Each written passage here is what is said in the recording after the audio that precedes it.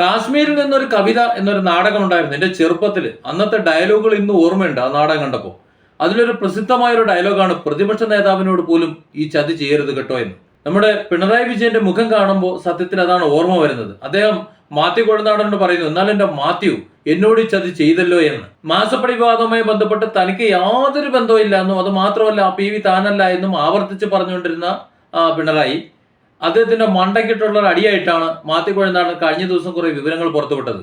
PV അദ്ദേഹമാണെന്ന് മാത്രമല്ല മാസപ്പടി വിവാദത്തിൽ നേരിട്ട് പങ്കുണ്ടെന്ന് വ്യക്തമാക്കുന്ന തെളിവുകളാണ് കഴിഞ്ഞ ദിവസത്തെ വാർത്താ സമ്മേളനത്തിൽ മാത്യു കൊഴുന്താടൻ പുറത്തുവിട്ടത്.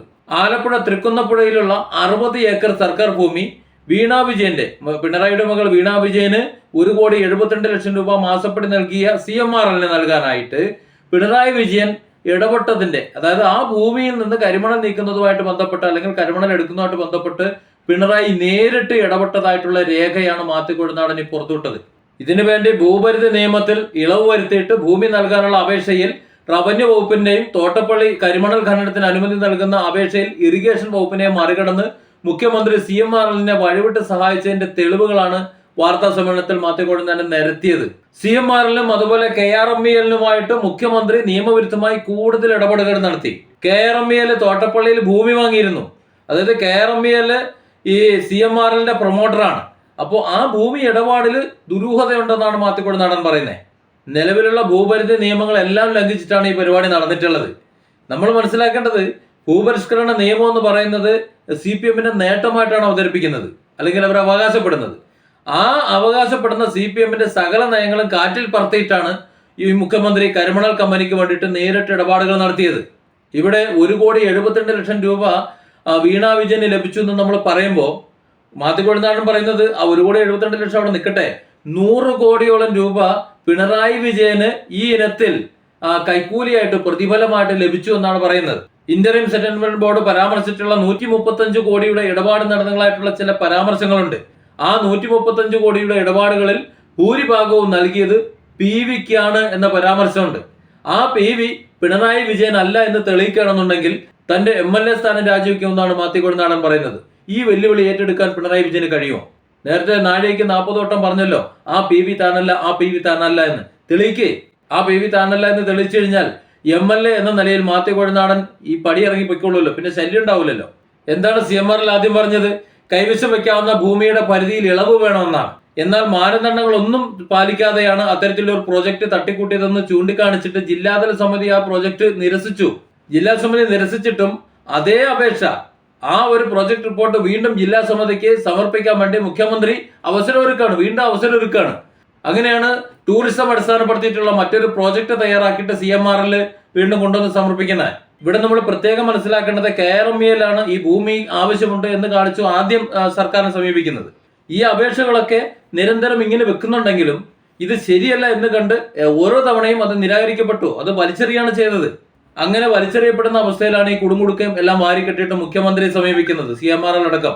അങ്ങനെയാണ് ഭൂപരിഷ്കരണ നിയമത്തിൽ ഇളവ് വരുത്തണമെന്ന് പറഞ്ഞ് വീണ്ടും ജില്ലാ സമിതിക്ക് അപേക്ഷ നൽകാമെന്ന് മുഖ്യമന്ത്രി പറഞ്ഞത്. തുടർന്നിട്ട് 2022 ജൂൺ 15 ജില്ലാ സമിതിയോട് ഇവർ പറഞ്ഞിട്ടുള്ള ഈ ആവശ്യം പരിഗണിക്കാൻ വേണ്ടി മുഖ്യമന്ത്രി നേരിട്ട് നിർദ്ദേശം നൽകിയെന്നാണ്.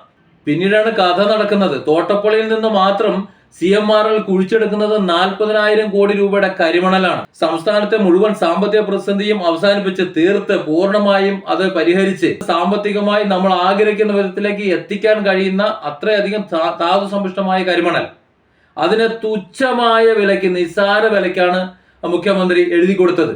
നോക്കൂ, ഇപ്പോഴത്തെ ഖജനാവിന്റെ അവസ്ഥ നമുക്കറിയാമല്ലോ. ഈ അവസ്ഥ പൂർണ്ണമായും പരിഹരിക്കുന്നതിന് ആവശ്യമായ ഒരു സംരംഭം ഇവിടെ ഉണ്ടായിരിക്കെ അത് പൊതുമേഖലയിലൂടെ കൈകാര്യം ചെയ്യാനാണ് കേന്ദ്ര സർക്കാർ പറഞ്ഞത്. അതിനെ മറികടന്നുകൊണ്ട് ഇവർക്ക് കൊടുക്കുമ്പോൾ വലിയ ഒരു നഷ്ടമാണ് നമുക്ക് സംഭവിച്ചത്. ഒരിക്കലും ഇനി തിരിച്ചു പിടിക്കാൻ കഴിയാത്തത്രയും വലിയ നഷ്ടമാണ് നമുക്കിവിടെ ഉണ്ടായത്. നമ്മുടെ ഖജനാവ് അങ്ങനെ തന്നെ കിടക്കുകയാണ്. എന്നാൽ മറ്റുള്ളവർ 40,000 കോടി രൂപ ചുരുങ്ങിയ സമയം കൊണ്ട് കൊണ്ടുപോയി. എന്നാൽ ഇങ്ങനെ 40,000 കോടി രൂപയുടെ ഇടപാട്, അതായത് 40,000 കോടി രൂപയുടെ മണൽ കടത്ത് നടന്നപ്പോൾ, സർക്കാരിന്റെ സമ്പാദ്യമാണെന്ന് ആലോചിക്കണം. ആ മണൽ കടത്ത് നടന്നപ്പോൾ അതിൽ മുഖ്യമന്ത്രി നേരിട്ട് ഇടപെട്ടിട്ടുള്ളതിന്റെ രേഖകൾ പുറത്തു വന്നിട്ടും സർക്കാരോ അല്ലെങ്കിൽ മുഖ്യമന്ത്രിയോ മറ്റാരുമോ ഒരൊറ്റ അക്ഷരം മിണ്ടുന്നില്ല എന്നുള്ളതാണ് നമ്മൾ ശ്രദ്ധിക്കേണ്ടേ. എന്നാൽ ഇവിടെ മുഖ്യമന്ത്രി ചെയ്യണം എന്താണ്? മുഖ്യമന്ത്രിക്ക് എങ്ങനെയെങ്കിലും ഈ കേസിൽ തടിയുരണം. അതിന് സ്വന്തം മകളെ ബലിയാടാക്കി 1,72,00,000 കളി കളിക്കുകയാണ്. യഥാർത്ഥത്തിൽ വീണ വിജയൻ അല്ല മാസപ്പടി കേസിലെ ഒന്നാം പ്രതി, മുഖ്യമന്ത്രിയാണ്.